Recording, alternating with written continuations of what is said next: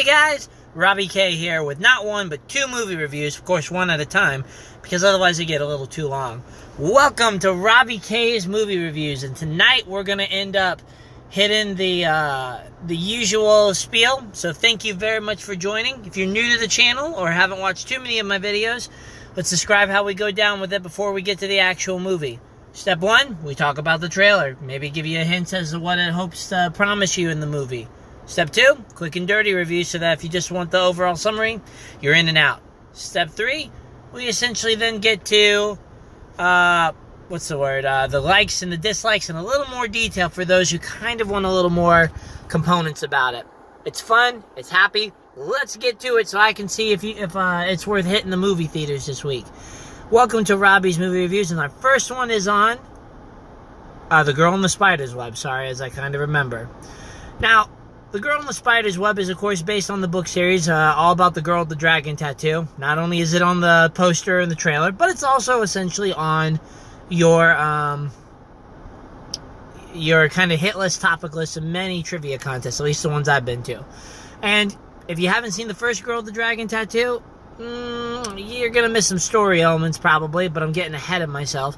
Nevertheless, this is where the series is on, and it's hopefully going to be part mystery, part thriller, and a little bit of action to kind of bring in all the drama that's with it as well. What's in store? And that's where we come in with our next one. Now, in terms of the movie itself, I actually like this one better than the first movie. I didn't find it as long. I felt they did a better job with the editing, and definitely a faster-paced story with a little more action and kick to it to really kind of drive the whole story home. It was engaging and entertaining at times, and again, at least establishing a little more of the character that we got to see in the first one, even though it's a different actress. Acting-wise, did a great job. Claire Foy really stepped her game up. Well, let me phrase that. Stepped up to the mound in order to really knock it out of the park. Let me say it that way. Because she's a talented actress, and she did a fantastic job. Unfortunately, there are still some other components. Being that this is probably a long book, if I'm not mistaken, they had to make some cuts somewhere, and they made those cuts exactly where it needed to be to keep it engaging. So it's missing some of the character details and the in-depth dive into the psyche of our players in this weird, convoluted spy game. But hey, at least it moves faster and keeps things going. In addition, predictability is kind of there.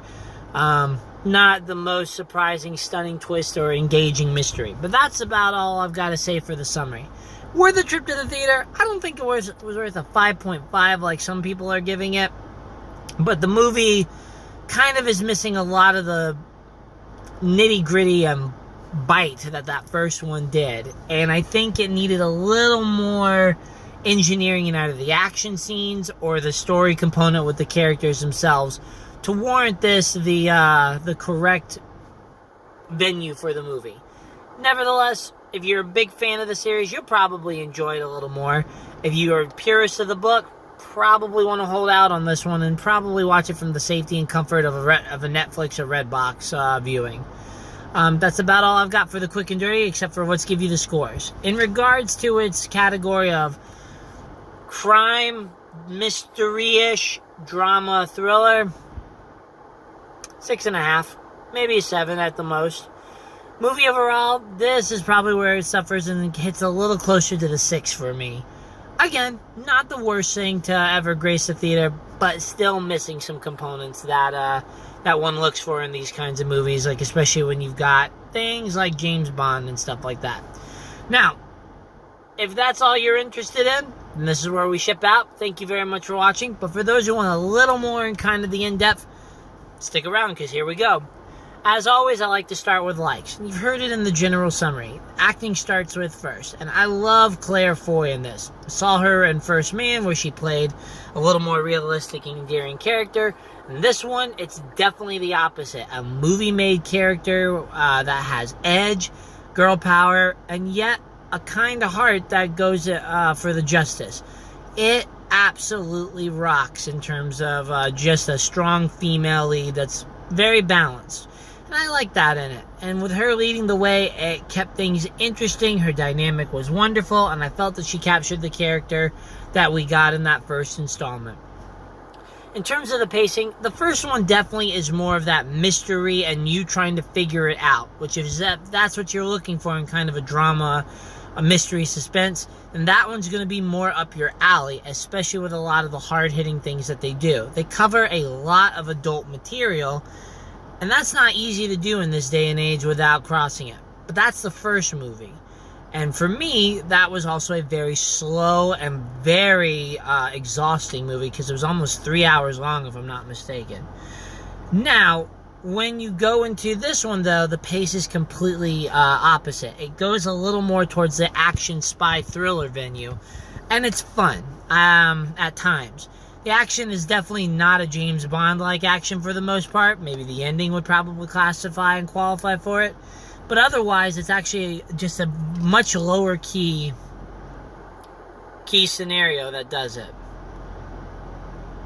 You know, regardless of it, the action component of it just keeps that pace going, though. And so I didn't find myself as exhausted in this movie as what I saw in the first one. Now, again, there are, of course, some limitations and trade-offs with that, but at least it moved fast enough for me to at least keep me into it the whole entire time. Now, in regards to this, let's go on and talk about, again, some more likes before we get to the dislikes. I definitely like the integration of the little boy and the cool little passcode with it. Doesn't quite make sense all the way because of the character development, but still a nice endearing element that connects all the characters into kind of that conspiracy web and brings the whole crew together for some noble reason.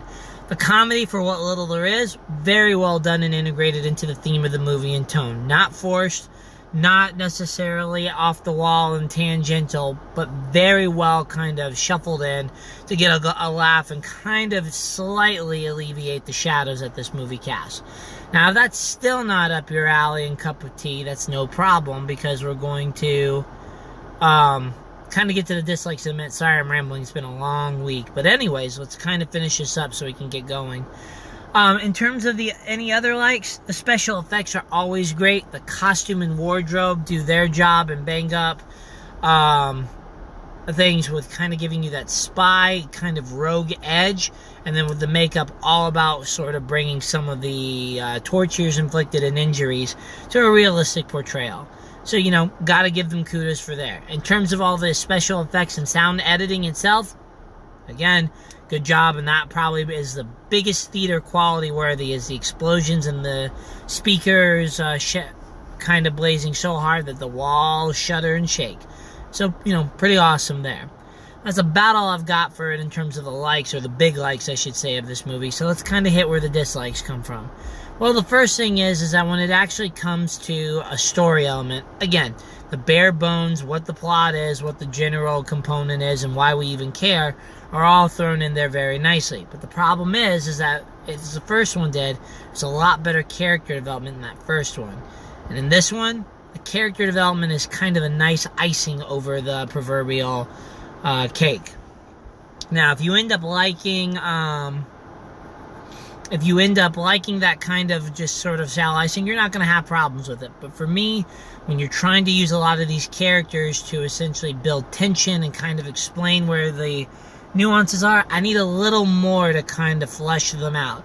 And again, you read the book, you've got it. You're looking for a movie version of it, that's where this movie suffers from in terms of that. Not really diving into the psyche and gradually chiseling open these mysteries to solve it, but instead a very hasty development with it. Now, again, this works for the pace, but the problem is that much of the movie's dialogue you really don't care about. There's a lot of P's and Q's and a lot of setting up to see how deep the corruption goes into it and who is double playing who, but it's really not necessary when you take the theme of the movie and kind of the action pace. Now, again, it's not awful, but this is where the book is better because there's more time to, again, do the details. So if you want that, that's where you got to go for it. In terms of the action and kind of the stunts, well, again, as you've heard me say, I think twice now, it's not James Bond. It tries to be with a similar atmosphere, it feels like, in terms of the fast-pacedness, but until the end, not a lot in regards to the action stuff. Yeah, there's a couple of small chases, there's a couple of gunplay things, and it's really the ending that takes the cake, where the trailer already has kind of hit you, but I won't reveal which one that is. It semi-works very well in that part, but the problem is in two things. Number one, many of these things are very short-lived and anticlimactic. Again, utilizing some awesome skills, but not necessarily putting the adrenaline rush you want. And the second thing is when you start getting that adrenaline rush building up, the camera work was a little shaky and like to suddenly veer off of it to reduce the violence. I don't know why, because this movie's, not known for being gentle. But nevertheless, the shaking isn't awful. We're not talking like what I just did, and we're not talking Cloverfield. But we're talking about some limitations that sort of veer away from what you're kind of hoping for. And, that's sort of a limitation for me. Outside of that, I guess I wanted more with the main villain. You already know that it's her sister, and there would have been a lot more to it. But again, another example of not integrating the characters where they need to be, and the pacing/timing. It's almost like they hit a lot more of the first part of the book without actually starting to put the shadows in and then suddenly time warp to the end. I guess we all know that's what movies do, because many people aren't sitting through it, and a lot of people did not enjoy the splitting it up into two parts, which, I think is a smart decision. But sadly, there's a little more balance that this movie still needs to really bring it all together. So, The Girl in the Spider's Web is definitely better with the faster pace for me. And overall, I can say I enjoyed this movie more. It had a little more entertainment value. But still, maybe not the best movie that they were going for, and a bold attempt to restart the trilogy that, if they can maybe find their stride in the next two, will have it taken care of. But regardless, it's a fun movie in terms of just the pacing, and there's enough elements there to probably warrant somebody to fill their time. But otherwise, outside the special effects, hold off on this movie, in my opinion, until it comes to either a cheaper venue or Netflix and stuff like that. And not to diss the movie theaters, because I love being at the movies, but that's what I gotta say for it. Anyways, guys, Robbie K, hoping you'll give me some feedback, how I can improve, or what you just think overall. I really appreciate you guys watching it. And as always, enjoy, have a good week. And if you want to see it for the second one, it'll be posted hopefully not long after this one. So until then, bye guys.